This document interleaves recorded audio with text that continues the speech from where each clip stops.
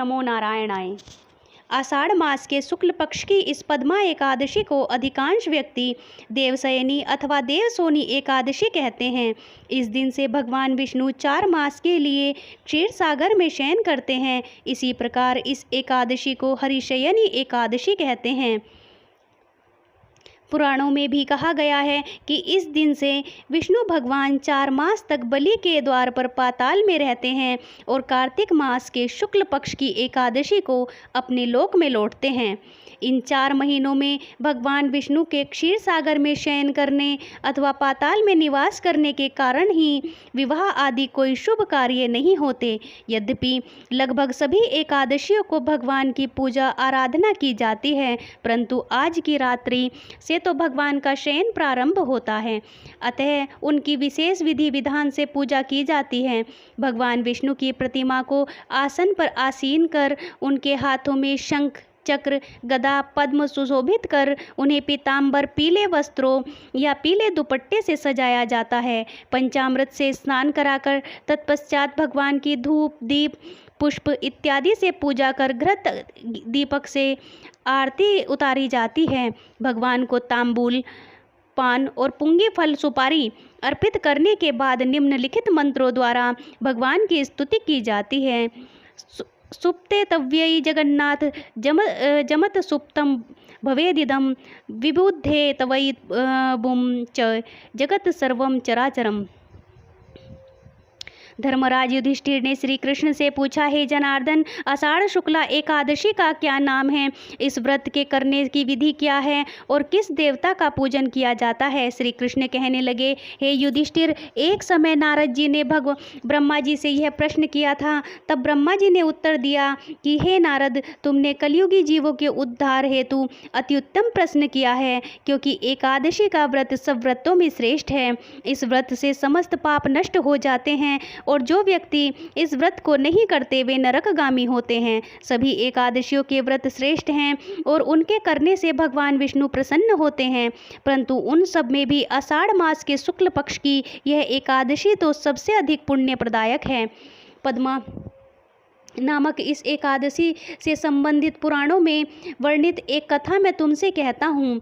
हे नारद, तुम ध्यानपूर्वक इस कथा को सुनो। सतयुग में मानधाता नाम का एक सूर्यवंशी राजा था, जो सत्यवादी और महान प्रतापी था। वह प्रजा का पुत्र की तरह पालन किया करता था। उसकी प्रजा धन धान्य से भरपूर और सुखी थी। उसके राज्य में कभी अकाल नहीं पड़ता था। एक समय उस राजा के राज्य में 3 वर्ष तक वर्षा नहीं हुई और अकाल पड़ गया। प्रजा अन्न की कमी के कारण अत्यंत कष्ट पाने लगी और अन्न के अभाव के कारण यज्ञ आदि भी बंद हो गए। एक दिन प्रजा राजा के पास जाकर कहने लगी, हे राजन, समस्त विश्व की सृष्टि का कारण वर्षा है। वर्षा के अभाव में अकाल पड़ गया है और अकाल के कारण प्रजा मर रही है, इसलिए कोई ऐसा उपाय कीजिए जिससे प्रजा का कष्ट दूर हो। राजा मानधाता ने कहा, आप लोग ठीक कह रहे हैं, वर्षा से ही अन्न उत्पन्न होता है और आप लोग वर्षा न होने से अत्यंत दुखी हैं। मैं आप लोगों के दुखों का समझता हूँ। ऐसा कहकर राजा कुछ सेना साथ लेकर वन की तरफ चल दिया। वह अनेक ऋषि मुनियों के आश्रम में भ्रमण करता हुआ अंत में ब्रह्मा जी के पुत्र अंगिरा ऋषि को प्रणाम किया। मुनि ने राजा को आशीर्वाद देकर कुशल क्षेम के पश्चात उससे आश्रम में आने का कारण पूछा। राजा ने हाथ जोड़कर विनीत भाव से कहा, भगवान, सब प्रकार से धर्म का पालन करने पर भी मेरे राज्य में अकाल पड़ गया है। इससे प्रजा अत्यंत दुखी है। राजा के पापों से ही प्रजा को कष्ट मिलता है, ऐसा शास्त्रों में लिखा है। जब मैं धर्मानुसार राज्य करता हूँ तो मेरे राज्य में अकाल कैसे पड़ गया है? मैं आपसे इसी संदेह का निवारण करने के लिए आया हूँ। कृपया करके मेरे संदेह का निवारण कीजिए और साथ ही प्रजा के कष्ट को दूर करने का कोई उपाय भी बतलाइए।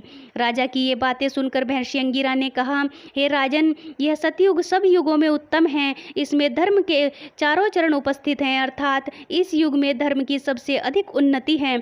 लोग ब्रह्मा की उपासना करते हैं और ब्राह्मणों को भी केवल वेद पढ़ने तथा तप करने का अधिकार है, परंतु आपके राज्य में एक शूद्र तपस्या कर रहा है। इसी दोष के कारण आपके राज्य में वर्षा नहीं हो रही है। इसलिए यदि आप प्रजा का भला चाहते हैं तो उस शूद्र का वध कर दो। राजा ने कहा, महाराज, मैं उस निरपराध तपस्या करने वाले शूद्र को किस तरह मार सकता हूँ? आप इस दोष से छूटने का कोई अन्य उपाय बताइए। तब ऋषि ने कहा, हे राजन, यदि तुम अन्य उपाय जानना चाहते हो तो सुनो। आषाढ़ मास के शुक्ल पक्ष की पद्मा नाम की एकादशी का विधि पूर्वक व्रत करो। इस व्रत के प्रभाव से तुम्हारे राज्य में वर्षा होगी और प्रजा सुख पावेगी। इस एकादशी का व्रत सब सिद्धियों को देने वाला तथा उपद्रवों को शांत करने वाला है। अतएव प्रजा सेवकों तथा मंत्रियों सहित तुम इस व्रत को करो। मुनि के वचन सुनकर राजा अपने नगर वापस आ गया और विधि पूर्वक पद्मा एकादशी का व्रत किया। उस व्रत के प्रभाव से वर्षा हुई और प्रजा को सुख पहुंचा। इस हरिशयनी एकादशी का व्रत सभी मनुष्यों को करना चाहिए, क्योंकि यह व्रत इस लोक में भोग और परलोक में मुक्ति का देने वाला है। इसकी कथा पढ़ने व सुनने मात्र से ही मनुष्य के समस्त पाप नष्ट हो जाते हैं। जय श्री हरि नारायण।